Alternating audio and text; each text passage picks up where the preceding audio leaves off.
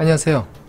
금융소비자를 위한 금융진단 머니부머의 금융평론 시간입니다. 오늘 주제는 모럴 해저도 없는 좋은 금융회사 금융자문인 찾는 법입니다. 해외금리 연계 DLF 원금 손실, 라임 자산운용회사, 환매 중지 등 펀드, 특히 사모펀드 관련 부정적인 뉴스가 넘쳐나고 있습니다. 한편 금감원의 해외금리 연계 DLF의 원금 손실에 대한 검사 결과를 보면 금융회사를 잘못 만났을 때 금융소비자가 어떻게 망하는지를 단적으로 보여주고 있습니다. 이제 안전한 금융투자를 위해서 좋은 금융회사 또는 금융자문인을 찾는 것이 아주 중요함을 알려주는 것입니다. 원래 투자 교과서에도 투자 위험에 크게 시장 위험과 더불어 거래 상대방 위험을 지적하고 있습니다. 국제금융시장에서는 크레딧 디폴트 스왑 프리미엄 CDS 프리미엄이라고 해서 거래 상대방 위험을 감안해서 금리에 가산하고 있습니다. 거래 상대방 위험이 중요하다는 것이죠. 그러나 국내 금융 시스템 어디에도 금융회사의 위험에 대해서는 알려주는 것이 없는 것 같습니다. 금융감독원의 안내 사이트에도 원금 손실이 발생한다는 것을 알아두고 투자 설명서에서 위험을 확인하는 내용 정도입니다. 투자 설명서를 확인해보면 일반 위험, 특수 위험 등 여러가지 방대한 위험들이 고지되어 있지만 금융상품에 담겨있는 시장 위험의 내용이 국한되어 있고요. 금융회사와 관련된 위험은 자산운용상의 해산 위험 정도이고 판매회사, 금융상품 자문인과 관련된 위험 내용은 없습니다. 이 배경에는 금융회사 또는 금융상품 자문인이 신의성실 의무를 다할 것이라는 전제가 있습니다. 신의성실 의무, 금융상품 관련 법규 내용에 기본적으로 등장하는 단어인데요. 금융소비자의 신뢰를 받을 수 있을 정도로 모든 성실한 책임 의무를 다한다는 뜻입니다. 그러나 대리, 차장, 지점장까지 지내본 머니부머의 경험에 의하면 모든 금융회사, 금융자문인이 그러하지는 않습니다. 지금 이번 해외금리 연계 DLF 검사 결과도 이것을 증빙하는 것입니다. 즉, 금융회사의 이익, 금융상품 자문인의 평가나 인센티브를 위해서 금융상품 판매가 이루어지고 있다는 오랜 세월의 불문율로 가려져왔던 금융회사의 위험이 드러난 것입니다.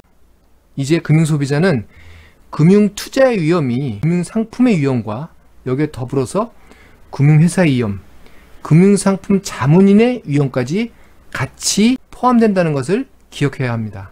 지금 현재 입법 계류 중인 금융소비자보호법에는 금융상품에 대한 추천과 자문을 담당하는 사람을 금융상품 자문업자라고 표현하고 있습니다. 본 보고서에서는 편의상 금융자문인이라고 호칭하겠습니다.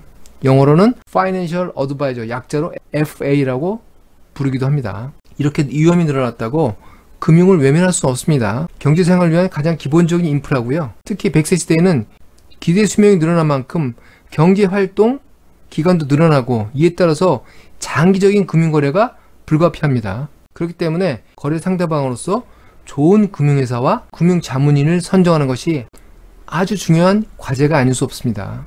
또 대부분 금융시스템이 장기 거래 고객을 우대하고요. 이 금융회사와 금융자문인의 추천, 사후 AS 능력에 따라서 여러분 평생 재테크의 성과가 자주주의 되기 때문입니다. 지금부터 이 문제에 대해서 상세히 설명을 드리겠습니다.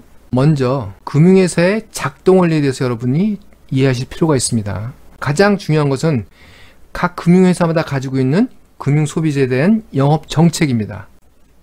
보시는 것은 금융회사가 금융소비자를 보는 영업정책의 관점을 머니부머 경험에 의해서 도식화해 본 겁니다. 그림에서 보는 것처럼 금융회사는 금융소비자를 금융회사의 기여도와 금융회사의 의존도 두 가지 측면에서 분석하는 경향이 있습니다. 금융회사 기여도는 거래금액, 이익 등이고요. 쉽게 얘기하면 VIP냐 아니냐 이런 판단의 기준입니다. 금융회사 의존도는 여러분들 스스로 온라인이나 모바일 기기를 통해서 금융거래를 하거나 금융정보를 얻는지 또는 금융회사의 금융상품 자문인을 찾아서 물어보고 거래를 하는지 여부입니다. 이에 따라서 금융소비자는 크게 4가지 구분이 발생을 합니다. 차측 맨 위에가 금융 의존도가 높으면서 거래 기여도가 큰 VIP층이고요. 그 아래쪽이 그 VIP 외 일반 고객층이고, 오른쪽은 주로 온라인이나 모바일 거래를 하시면서 독립적인 의사결정을 하시는 분들입니다. 그러면서 많은 거래를 하는 온라인 거래 VIP가 있고, 그 아래 온라인 거래 일반 고객들입니다. 금융회사는 금융 소비자들, 고객을 상대로 첫째, 보수와 수수료를 높이거나, 두 번째, 상품의 회전율을 높이거나, 세 번째, 카드, 보험, 펀드 등 교차 판매, 크로스셀링이라고 하는데요. 이런 거래 범위를 넓힘으로 해서 회사의 경영이익을 높이는 데 집중합니다. IT 발달로 금융회사는 IT 시스템을 첨단화하고 온라인 모바일 비중이 증가하지만, 오른쪽에 온라인 거래 고객들은 독립적으로 의사결정을 하고 수수료나 보수가 저렴하기 때문에 거래량, 거래 비중은 높지만 실제로 돈 되는 고객들은 아닙니다. 주로 금융회사 의존도가 높은 고객들이 주요 영업정책 대상인데요. 그 중에서 VIP, 상대적으로 고액 고객은 1인당 기여도가 크기 때문에 서비스와 수수료, 보수, 이자 등의 우대를 주는 것이 일반적이고요. VIP 일반과는 비용과 서비스 면에서 큰 차이를 보이는 것이 일반적입니다. PB, WM 이런 것들이 VIP 전용 서비스들입니다. 일부러 일반 고객과 차별하고 있다는 것을 보여줌으로 해서 고액 고객들을 유인하고 유치하려는 그런 목적도 있습니다. 차별화된 영업정책, 브랜드 정책을 가져가는 것이 보통입니다. 소비자 보호 측면에서도 일반과는 다른 대우를 해야 될 동기가 있겠죠. VIP 고객은 금융회사에 대해서 우월한 주의를 가지는 것이 보통입니다. 금융회사 간 경쟁 때문에 정보도 많고 서비스도 다릅니다. 문제는 금융회사의 우월한 주의에 있지 않은 VIP의 대부분 금융소비자, 일반 고객은 금융회사의 작동 원리를 모르면 금융회사의 거래 상대방 위험에 일반 고객도 노출될 위험이 크다는 것입니다. 최근 KB금융 한국부자보고서 내용에 의하면 부자의 기준을 금융자산만으로 한 10억 정도를 잡고 있습니다.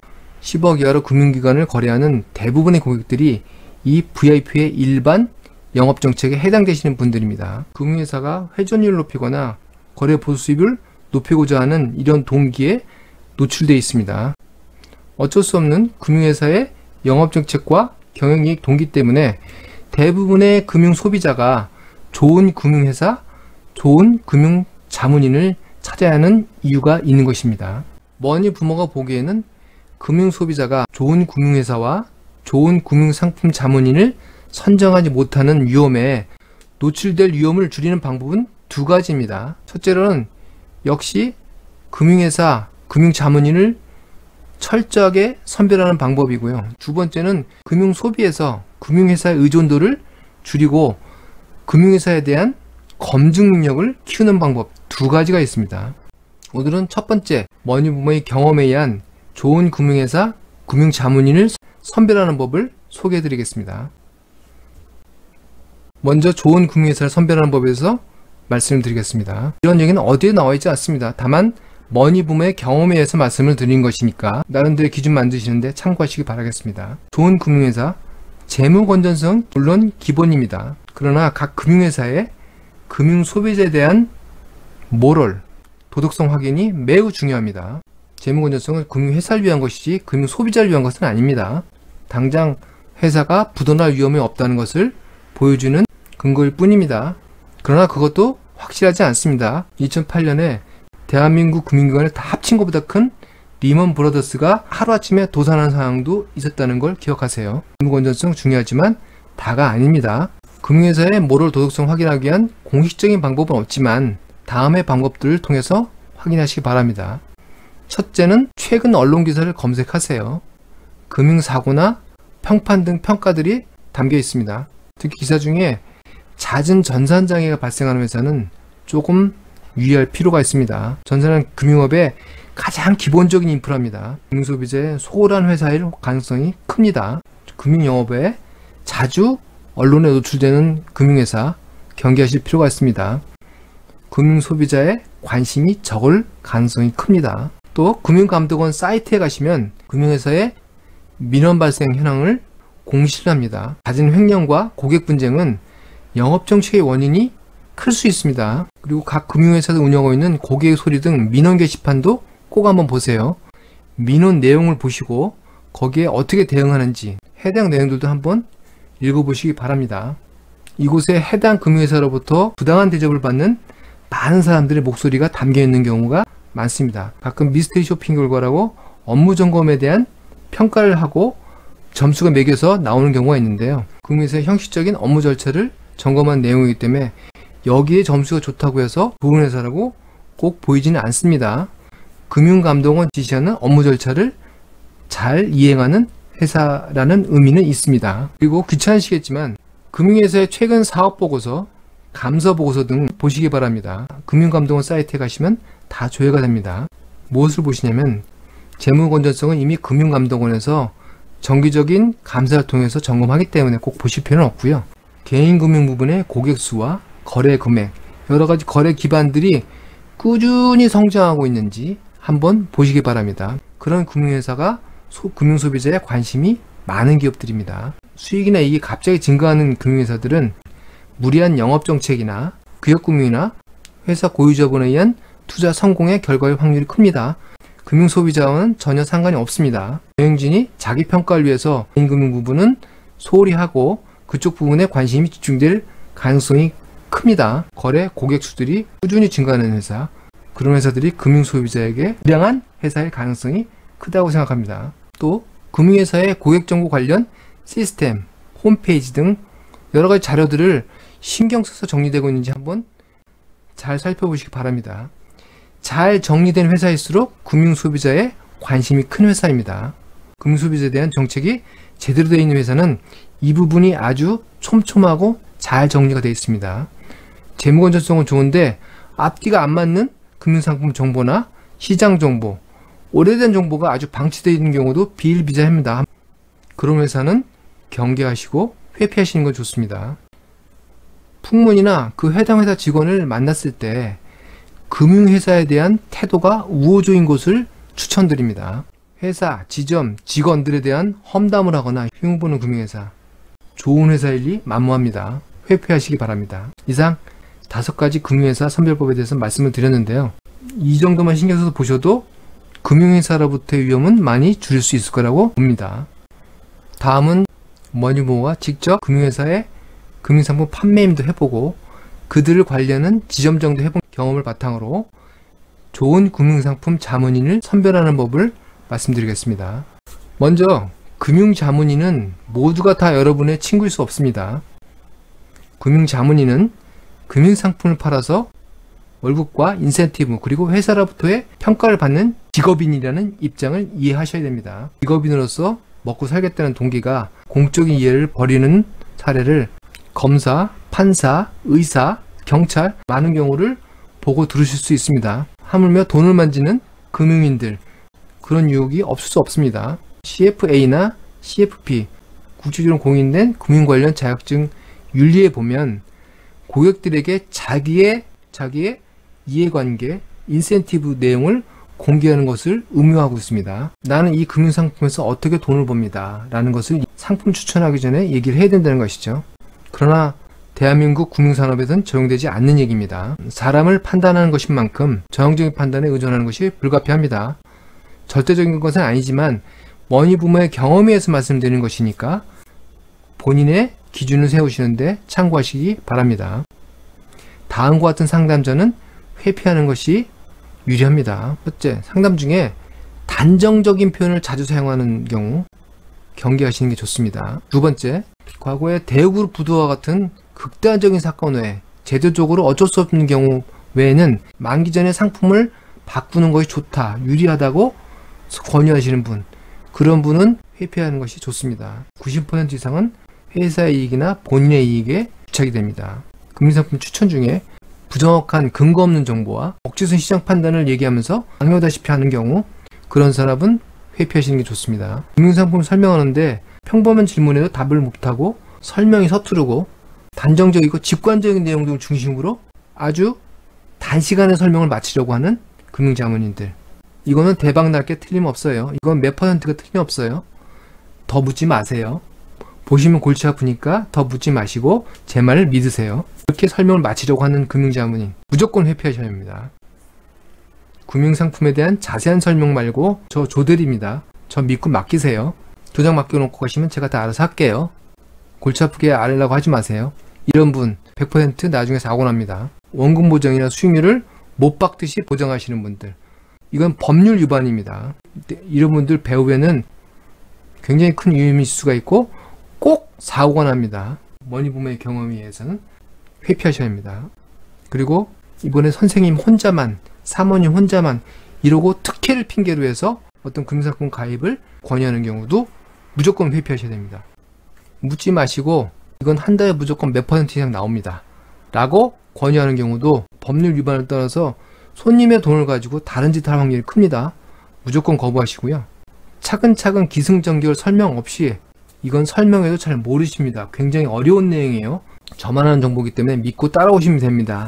투자 권유를 하시는 분들, 그런 분들 믿지 마세요. 그리고 금융투자 관련 서류를 아무 생각 없이 대필 하시는 경우, 거래 편의로 오해하지 마십시오. 설명하기 어렵고 이해하기 어려우니까 자기가 빨리 절차를 진행하는 경우가 많습니다. 절대 금융투자 관련 서류는 대필시키지 마십시오. 대필하지 마시고 이해가 안 되는 경우는 가입 안 하시는 게 좋습니다. 그리고 고객돈 유용하는 사례에 많이 등장하는데 회사 공식 서류가 아닌 데다가 사인하고 그런 걸 통해서 개인적으로 어떤 확인시키거나 금융거래에 사적인 서류를 만들어주는 경우, 이건 무조건 진정성 의심을 하셔야 되고 다시는 상대하지 마십시오. 금융투자 소비자로서 법상의 보호를 받으려면 상당히 까다로운 절차를 거쳐서 여러분들이 직접 확인하고 사인을 하시는 경우에만 보호를 받을 수 있습니다. 그 외에는 많은 경우 금융소비자에게도 책임 부담을 하는 경우가 보통입니다. 여러분들이 그만큼 금융자문인의 부당한 인센티브 획득을 도와주는 경우가 대부분이라는 걸 인식하셔야 됩니다. 그 책임은 여러분이 지고요. 좋은 금융회사 고르는 법 5가지와 좋은 금융자문인 고르는 법 10가지를 여러분들에게 말씀드렸습니다. 절대적인 기준은 아니고요. 머니부모의 경험에 의해서 추려본 거니까 여러분들의 기준을 세우는데 참고하시기 바라겠습니다. 금융소비자의 위험을 줄이는 두 번째 방법은 금융회사와 금융자문인의 의존도를 줄이는 방법입니다. 머니부모는 이것을 사제펀드 만들기로 명명해 봤습니다. 이 내용은 시간상 별도 콘텐츠에 설명을 드려야 될 것 같습니다. 금융회사와 금융자문인만 우선 잘 선정해도 큰 낭패는 면할 수 있으리라고 생각합니다. 지금까지 금융소비자를 위해서 금융진단을 하는 머니부모의 금융평론 시간이었습니다. 감사합니다.